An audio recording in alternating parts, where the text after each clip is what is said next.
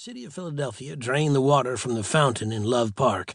In doing so, they unintentionally transformed the 30-foot wide fountain into one of the most iconic skateboarding spots in the entire world. Sadly, the city had outlawed skateboarding at the park in the 1990s, and if the skaters wanted to take a crack at Love Gap, a 15-foot launch from the granite walkway to the bottom of the fountain, they had to do so with their head on a swivel.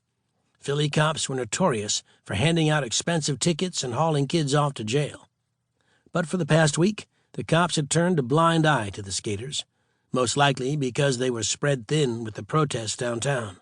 Occupy Wall Street first began in New York City in mid-September, then it spread like wildfire, making its way down the northeast corridor to Philadelphia 3 weeks later on October 6th. Each day, more and more protesters turned up. The marchers and activists were like gremlins, only it wasn't water that made them multiply. It was posters and megaphones. Hundreds of demonstrators gathered at Love Park each day, but most of the protests were actually taking place across the street at City Hall. A tent city had erupted, and the marble walkways were swarming with tents, encampments, and meeting areas.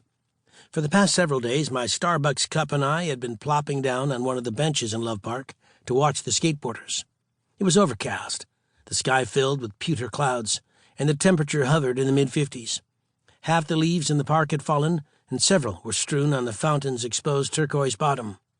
"Ronnie! Ronnie!" the nearby crowd of skaters chanted. Many held out their phones ready to record the action to come. Ronnie was decked out in jeans, a T-shirt, and a backward cap. He pedaled on his board out of sight, disappearing behind the stacked red letters of the 13-foot-tall aluminum love sculpture. A few seconds later, he skated back into view, paddling swiftly toward the edge of the fountain. He ollied up a foot, the top of his board glued to the bottom of his sneakers. He sailed through the air, 5 feet, then 10 feet, then smacked down to the fountain's bottom with a loud clap. His board shot out from beneath his feet, sending him careening forward. He hit the ground and rolled onto his shoulder, stopping just 2 feet short of the fountain's concrete base. I shuffled through my signs. 3 days earlier, I'd found 2 discarded pieces of blank poster board and a black Sharpie lying on the ground. I decided to put them to good use. I found the sign I wanted and held it up. "A 6?" Ronnie asked, getting to his feet and gazing at my rating. "A friggin' 6? You want something higher, you have to land it," I said, grinning. "Or you have to break something and not a hairline fracture. I want to see bone." He laughed. The next 2 skaters didn't even come close to landing the trick. I gave them a 2 and a 3, respectively. Following them was clearly a crowd favorite. She was young, maybe 15, and her black hair was twisted in a tight braid. This was her 3rd attempt in the hour I'd been here. My stomach tightened as she disappeared behind the love sculpture. The other skaters knelt and pounded the front wheels of their boards against the ground. Bang, bang, bang, bang, bang, bang.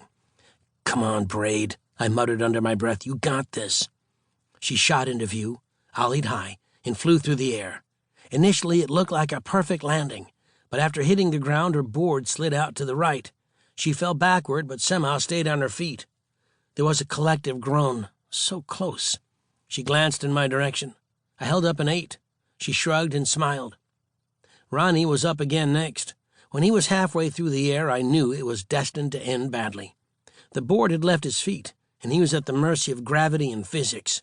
He fell, 1 foot hitting the bottom of the fountain, the other hitting the edge of the last stair. The sound of an ankle shattering echoed through the still autumn air. Before reaching for his ankle, he rolled over and looked at me. I held up a 10. He gave me a thumbs up.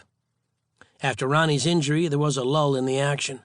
A young boy was sitting with his mom to my left, and he'd been observing and enjoying my judging. I handed him my stack of numbers and said, "You're in charge now." He took the signs with wide eyes and nodded solemnly. You would have thought I'd just knighted him. I heard chanting coming from across the street and headed in that direction.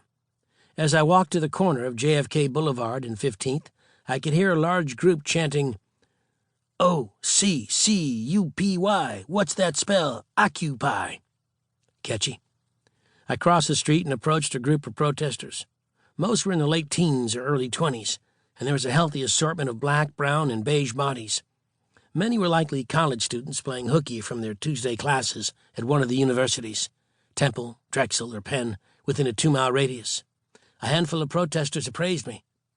In gray running sweats and a red zippered hoodie.